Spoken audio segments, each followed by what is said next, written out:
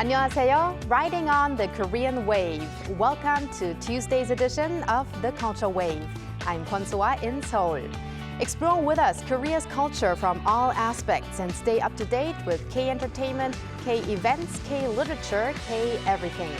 And our co-host for today's show is Bella Kim. Hello, Bella. Hi, Soa. And hello to everyone joining us today on the Culture Wave. I'm your co-host, Bella, back again this week to fill you guys in with the latest K-entertainment stories. And today we have some exciting stories, so stay tuned for that coming up very soon. Right, and those exciting stories are about a couple of K-pop groups as well as a K-drama. For sure. But first, we're going to start off with K-literature. Today marks a historic moment as Korean author Han Gang will be awarded the Nobel Prize in Literature.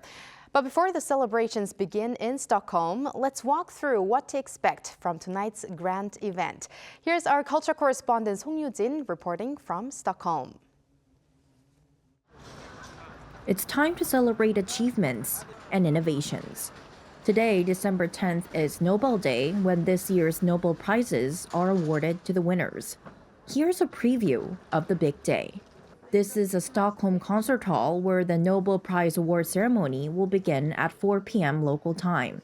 Each laureate will be honored with a presentation speech before receiving a diploma and a medal presented by Sweden's King Carl Gustaf. Korean author Han Gang, this year's Nobel laureate in literature, will take the stage fourth following the awards in physics, chemistry, and physiology or medicine. After the award ceremony will be the Nobel Prize banquet. Sometimes described as the world's most secretive dinner, the menu is kept tightly under wraps until the event begins. But here's a small hint from this year's chefs: porridge and apples. In Sweden, we have a culture of produce grains, and I think it's really because it has a lot to do with tradition to serve porridge, and also the barley is hydrothermal treated, so the body can optimize more of the nutrition. So the apple for me is a great symbol for knowledge and innovation. So it feels good to actually work with the apple for this kind of people. So it feels like it also symbolizes them in a way. And also we have had an amazing apple year this year in Sweden. About 1,300 distinguished guests, including the laureates, the Swedish royal family, and government officials, will gather at Stockholm City Hall. The highlight of the evening will be the speeches of thanks delivered by one laureate from each category. Leading up to Nobel Day, Han Gang has had a busy Nobel week. She began with a visit to the Nobel Prize Museum, where she donated a teacup and a handwritten note detailing a routine while working on her latest book, We Do Not Part. Step number one, she would wake up at 5:30 every morning. She did not always succeed. Step two was she needed to take a walk every single day. And the third was to have a cup of tea from this teacup. And then afterwards she would look into the swirl, and that became her universe when she wrote the book. Han's presence extends beyond the museum. She is also celebrated at the Nobel Week Lights Festival. The author is featured in 2 light installations, Leading Lights and De Auditon, which shine a spotlight on female laureates. Her writing is it's poetic and also very social realism in a way, and that is really like a kind of inspiration for me in this artwork as well, to have something that is in a way magical, but also like focusing on human beings here and now. Having passed its midway point, this year's Nobel Week is heading to its highlight, the Nobel Prize award ceremony and banquet. The 2 events will take place on Tuesday local time, starting with the award ceremony in the afternoon. Song Yoo-jin, Arirang News, Stockholm. So as we just heard, the Nobel Prize award ceremony and banquet are just hours away. Soon, we'll witness Korean author Han Gang receive her award. One person who will see this in person is our culture correspondent Song Yoo-jin, awaiting the big ceremony in Stockholm this Tuesday. Let's hear more from her as we connect live to Stockholm now. Hello, Yoo-jin. Hi, Eugene. Good afternoon, Soa. Good afternoon, Bella. Although it's very early morning in Stockholm, it's Right. great to join you guys on the Culture Wave. Good morning to you, Eugene. morning. So, Eugene, you've been covering Nobel Week right from the start. So, what's the atmosphere like in Stockholm right now?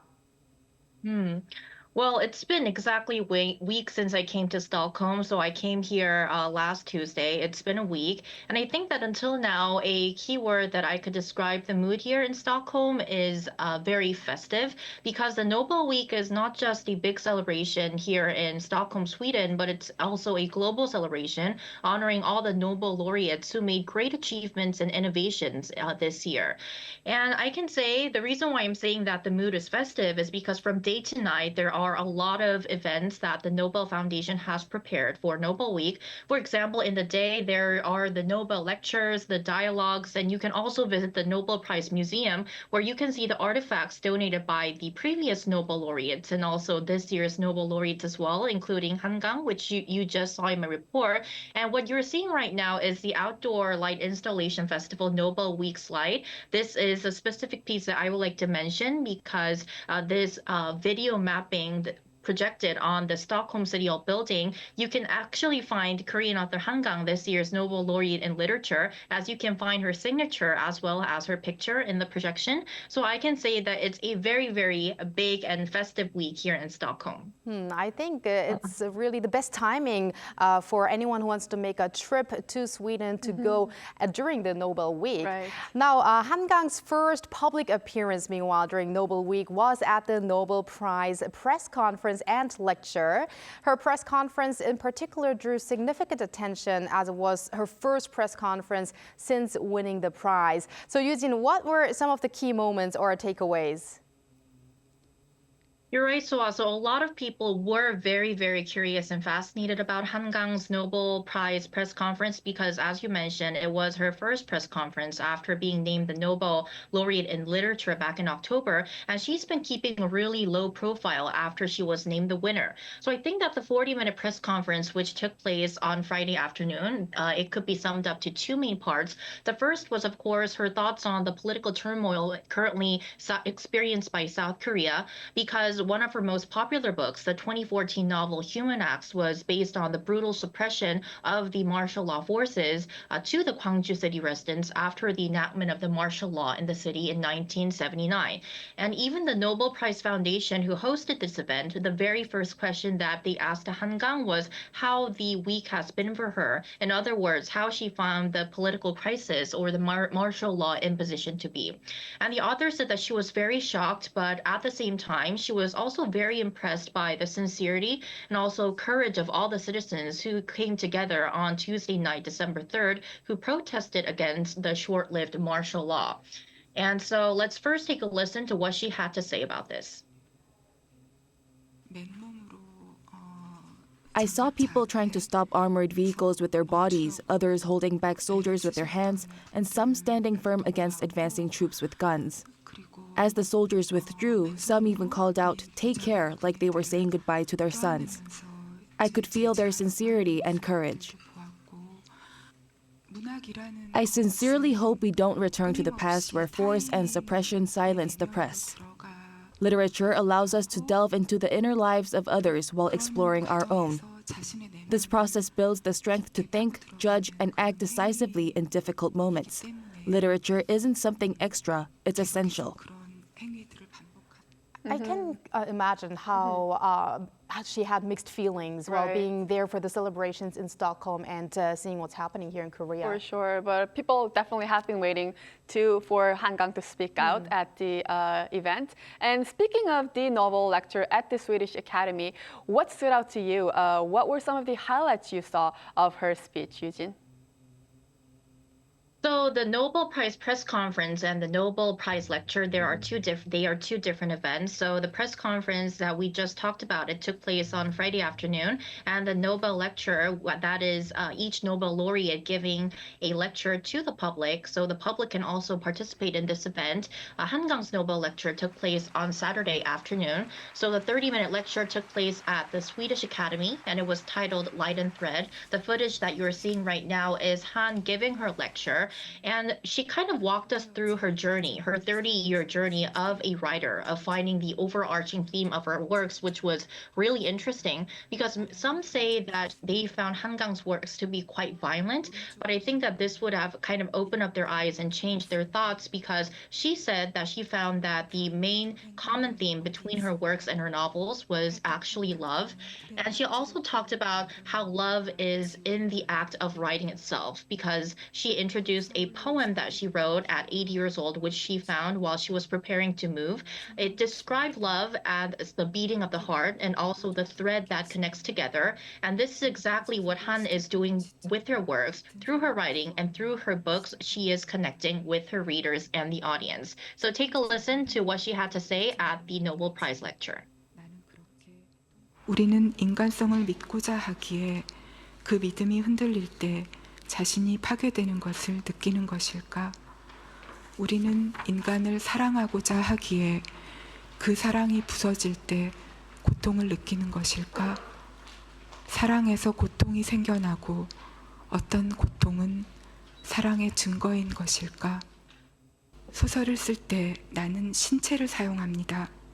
심장이 뛰고 갈증과 허기를 느끼고 걷고 달리고 바람과 눈비를 맞고 손을 맞잡는 모든 감각의 세부들을 사용합니다.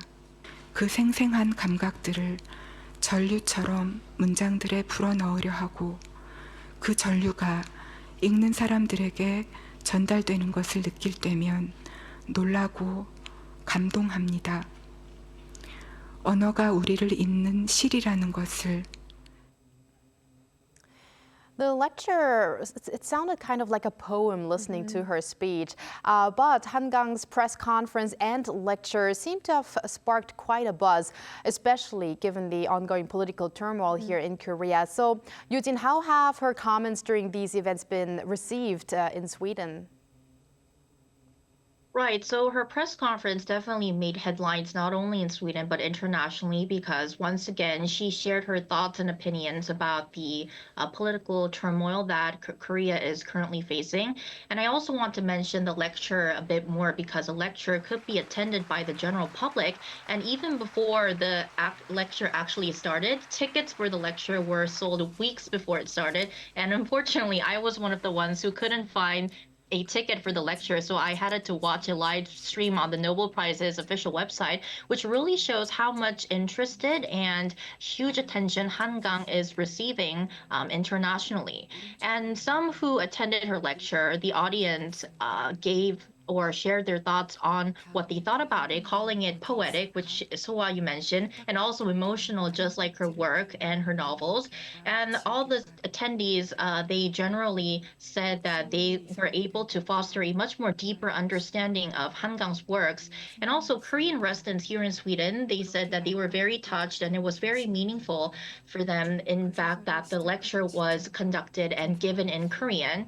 And what also shows how much the public or the attendees were interested in Han's lecture was that after the event, Han reportedly stayed 30 minutes more than her original schedule as the attendees asked her to sign or autograph the books that they brought. And even outside the Swedish Academy, outside the building, many people were lining up just to catch a glimpse of the author when she came out to the building after ending the event. So we can say that Hangang is definitely creating a big buzz here in Stockholm. Yujin, did you get the chance to sign some books for us? Get some books signed? Signed for us?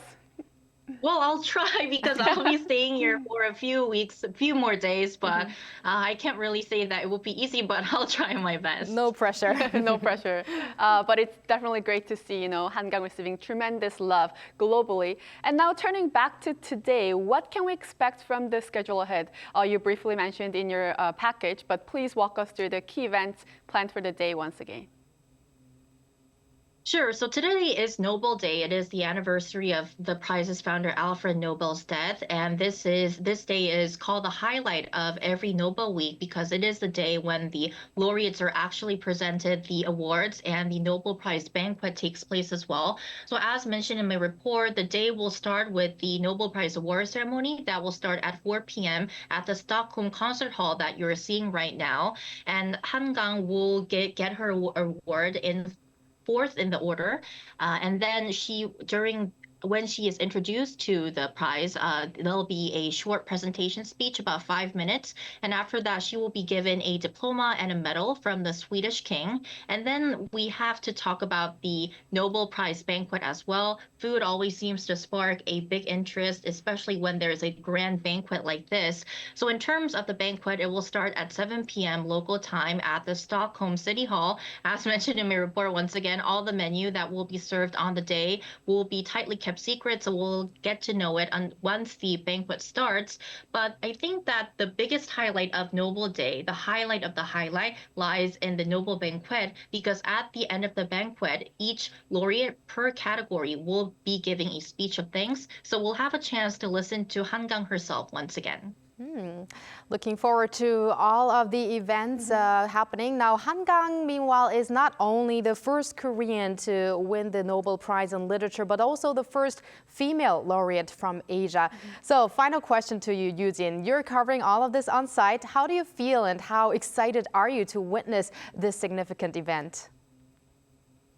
Oh, that is a really, really hard question to answer, because I really can't think of a proper word or expression that kind of shows or describes how much grateful I am for this opportunity, especially as a culture correspondent, because covering a Korean winning a Nobel Prize is not very common.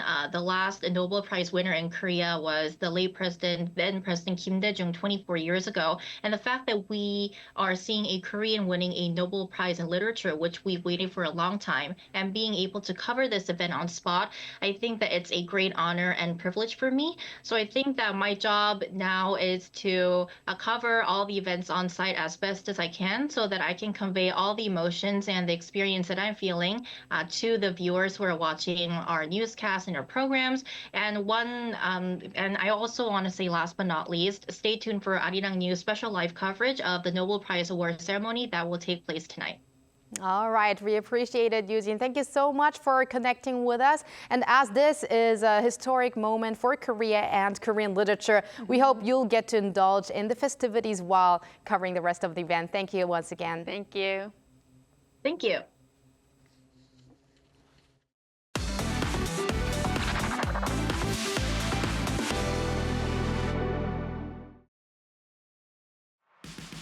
Join us on the Culture Wave AI News as we dive into Korea's cultural highlights. Let's get started with today's top story. Seoul hosted the Korea-Japan Tourism Business Forum on Monday. Some 120 participants discussed expanding the two countries' cooperation in tourism-related industries, ahead of next year's 60th anniversary of normalized Seoul-Tokyo ties. Culture Minister Yoo In-chon took the opportunity to reassure global travelers that Korea remains a safe and welcoming destination. A mysterious artwork believed to be some 1,300 years old has returned to the National Museum of Korea for the first time in more than 3 years.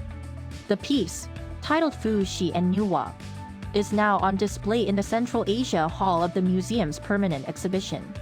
The painting was discovered in the Astana Tombs, an ancient burial site located in China's Xinjiang Uyghur Autonomous Region. The tombs have been a treasure trove of artifacts, with over 400 graves unearthed to date. Have you ever tried gukgang, or dried persimmons? If not, now is the perfect opportunity to dive into one of Korea's most beloved fruit snacks. Yonsan City in Chungcheongnam-do Province is hosting the 2024 Yangchon Dried Persimmon Festival this week. The event offers a range of hands-on gukgang experiences, along with a variety of entertaining performances. Don't miss this chance to celebrate flavor and culture. That's all for now. Stay tuned for more cultural updates and engaging discussions coming your way.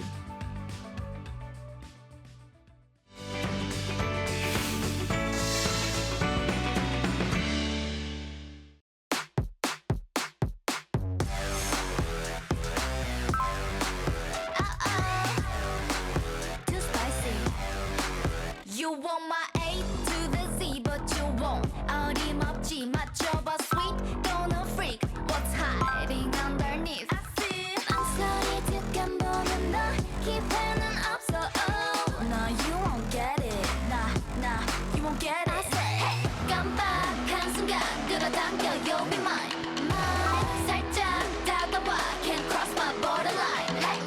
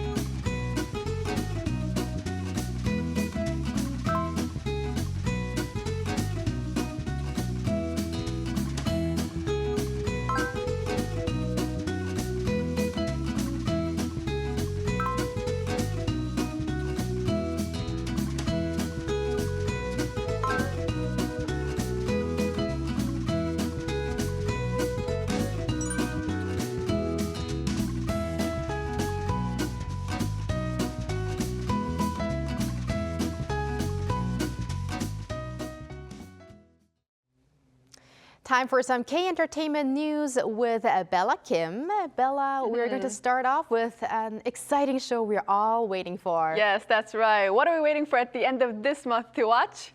Squid Game? Yes, Squid Game Season 2. Well, it has been nominated for Best Television Series Drama category at the 82nd Golden Globe Awards. It has been already nominated? It has already been nominated. Although it's not out yet. Okay. Exactly, right? So it's actually very rare for a show to secure a nomination prior to its release. And if you look at it, it's definitely making history already. Now, Squid Game Season 2 will compete against Peacock's The Day of the Jackal, Netflix's The Diplomat, Prime Video's Mr. and Mrs. Smith, FX Hulu's Shogun, and Apple TV Plus's Slow Horses. The first season of Squid Game earned 3 nominations at the Golden Globe back in 2022 for Best TV Drama, Best Actor for Lee Jung-jae, and Best Supporting Actor for Oh Young-soo. And it took home one of the awards, which was Oh Young-soo, who portrayed the elderly participant Oh Il-nam and became the first Korean actor to actually win the Golden Globe. And the 82nd Golden Globe Awards will take place on January 5th, 2025. So let's keep an eye out for the results. So we don't have to wait that long actually after watching the series. Right. So and also speaking of Squid Game too, the directors and the actors got together, I heard? Yes, that's right. Squid Game Season 2 held a press conference on Monday at the DDP Art Hall in Dongdaemun, Seoul. The director Hwang Dong-hyuk and the actors including Lee Jung-jae, Im Si-won, Kang Han-il, Lee Byung-hun have attended the press conference. And director Hwang here said, people watching Squid Game Season 2 will realize that this drama is not too far from the world that we're living in. And the main actor, Lee Jung-jae, also shared, I personally looked forward to seeing something fresher and something richer in terms of storytelling. And I think the viewers will feel the same way. The anticipated series is set to be released on December 26th. That's the day after Christmas. So join me in marking your calendars, everyone. And I will too, or actually I already have. Yes, me too. All right, Bella, let's move on to K-pop. What do you have for us?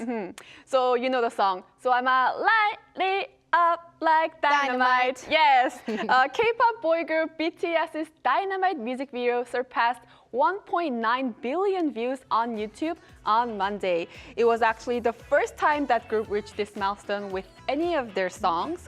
Dynamite was released on August 2020, and it was the first English track that they actually released. When the track came out, it hit #1 on Billboard's Hot 100, which was a first in K-pop history. And here they are now with another great milestone. BTS currently has a total of 39 music videos that have surpassed 100 million views. Wow. So I think if we have 1.9 billion views, soon they might surpass the 2 billion mark. That's going to be another huge milestone. Now, our last story is also about a K-pop group, but it's a girl group. And we actually heard their song Spicy just a little while ago in our K-Wave short form video. Exactly. So the girl group is aespa that we're going to be talking about. I covered a story on this girl group aespa Supernova, placing 9th on the UK's NME just last week, and they have reached another milestone with this song. While aespa Supernova claimed the top spot on Billboard's the top 25 best K-pop songs of 2024 Stat Picks chart. And now Billboard praised this track, stating that Supernova is not only the signature song that opens aespa's first full-length album, Armageddon, but it also defines K-pop in 2024. Within just 3 minutes of the song, the track achieves a perfect balance of innovation and structure.